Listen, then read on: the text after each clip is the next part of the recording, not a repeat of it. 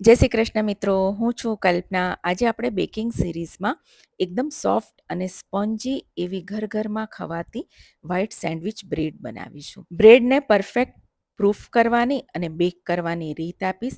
તમે આ જ રીતે ઘઉંના લોટમાં અથવા મલ્ટીગ્રેન લોટમાં પણ બનાવી શકો છો અને કઢાઈમાં પણ બનાવી શકો છો. તો ચાલો બનાવવાની શરૂઆત કરી લઈએ.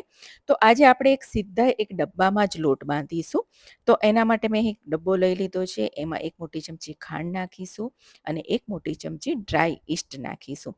સાથે મેં અહીં અડધો કપ હુંફાળું પાણી લીધું છે અને એમાં નાખીને એને બરાબર મિક્સ કરી દઈશું. મિક્સ કરીને ઢાંકીને આપણે 10 મિનિટ માટે ઈસ્ટને પ્રૂફ કરવા માટે રાખી દઈશું. જુઓ મિત્રો, 10 મિનિટ થઈ ગઈ છે ને ઈસ્ટ બરાબર પ્રૂફ થઈ ગયું છે. તમે જોઈ શકો છો, સરસ ફૂલી ગયું છે. હવે એમાં આપણે લોટ નાખીશું. તો મેં અહીં મેંદો લીધો છે. આપણે આજે 2.5 કપ લોટમાંથી બ્રેડ બનાવીશું. તો ટોટલ 2.5 કપ મેં મેંદો લઈ લીધો છે, ચાળીને લીધો છે. સાથે એમાં આપણે 2 મોટી ચમચી મિલ્ક પાવડર નાખીશું. તમારી પાસે ના હોય તો તમે એના વગર પણ બનાવી શકો છો. સ્વાદ મુજબ મીઠું નાખીશું અને 1 મોટી ચમચી ઓઇલ નાખીશું, એટલે કે તેલ નાખીશું. તેલની જગ્યા પર તમે બટર, ઓલિવ ઓઇલ પણ લઈ શકો છો અને બધું આપણે સરસ મિક્સ કરી લઈશું. મિક્સ થઈ જાય ત્યારબાદ આપણે બીજું અડધો થી પોણો કપ હુંફાળું પાણી લઈશું અને એનેથી આપણે લોટ બાંધવાનો છે. લોટ તમારો ઢીલો હોવો જોઈએ, રોટલી કરતાં પણ બહુ કઠણ લોટ ના હોવો જોઈએ. મેં આગળ પણ તમને કીધું છે કે જ્યારે પણ બ્રેડનો કે પાઉંનો આપણે લોટ બાંધીએ ને તો ઢીલો હોવો જોઈએ, આવો ચીપચીપો હોવો જોઈએ. જુઓ, હવે એને પ્લેટફોર્મ પર લઈ લઈશું અને લગભગ 6 થી 8 મિનિટ તમારે આ રીતે એને મસળવાનું છે, ખેંચવાનો છે, ફોલ્ડ કરવાનો છે, ખેંચવાનો છે, ફોલ્ડ કરવાનો છે અને એ રીતે આપણે એને મસળી લઈશું. લોટ તમારો બહુ કઠણ ના હોવો જોઈએ. બહુ કઠણ હોય ને તો એમાં પછી જાડી નથી પડતી, એટલે એને કે ફૂલવાનો એને સ્પેસ ના મળે. એટલે તમારે લોટને ઢીલો રાખવાનો. અને જુઓ, મેં લોટને બરાબર મસળી લીધો છે. હવે લોટ જ્યારે ચોંટે ને તો આ રીતનું જે સ્ક્રેપર આવે છે ને એનાથી તમારે કાઢી લેવાનું અને ફરીથી થોડું તેલ લઈને એને આપણે મસળી લઈશું. મસળીને જુઓ, સરસ આ રીતનો લીસો બોલ બની જવો જોઈએ. પરફેક્ટ આપણો લોટ મસળાઈ ગયો છે.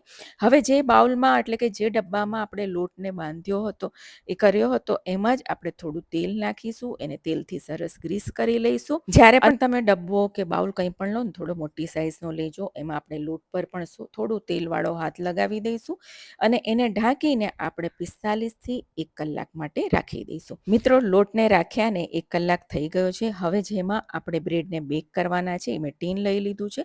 આ રીતનું બ્રેડનું ટીન આવતું હોય છે, એને આપણે તેલથી ગ્રીસ કરી લઈશું.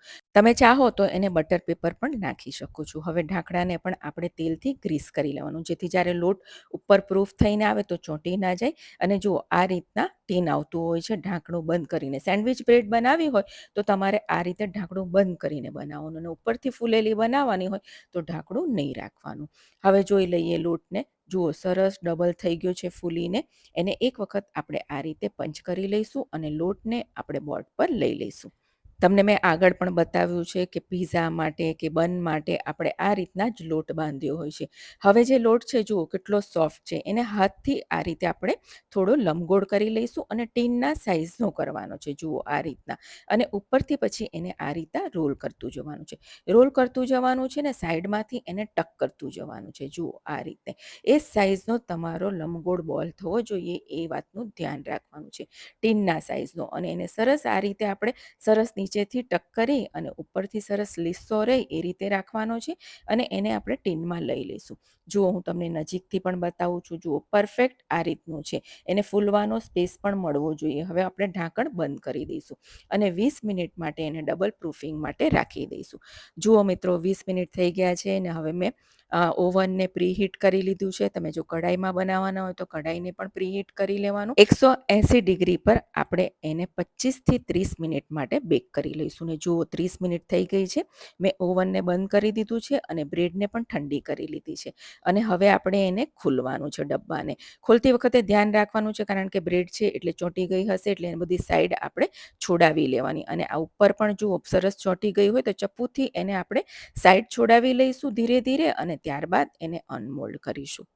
અને જુઓ મેં અનમોલ્ડ કરી લીધી છે. પરફેક્ટ આપણી બ્રેડ બની છે. એને કોઈ પણ આપણે રેક પર એટલે કે જાળીના રેક પર એને કમ્પ્લીટલી ઠંડી થવા દઈશું અને એકદમ સરસ ઠંડી થઈ જાય પછી જ એને કટ આપવાનું છે. જુઓ મિત્રો, મેં 1.5 થી 2 કલાક માટે બ્રેડને એકદમ ઠંડી કરી લીધી છે અને તમે જોઈ શકો છો એકદમ સોફ્ટ અને સ્પોન્જી બની છે. હવે બ્રેડ કાપવાનું ચપ્પુ આવતું હોય છે એનાથી આપણે કટ કરી લઈશું. તમને જે સાઈઝની પાતળી થોડી જાડી જેવી જોઈએ તમે એને કટ કરી શકો છો. જુઓ, તમે અંદરથી જુઓ એકદમ સ્પોન્જી અને એકદમ સોફ્ટ બની છે.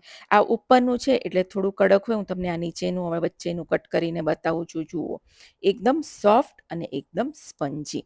કોઈ કહી ના શકે કે આ ઘરે બનાવ્યું છે અને પરફેક્ટ બન્યું છે. આ બ્રેડ તમે 3 થી 4 દિવસ સારી રહી છે.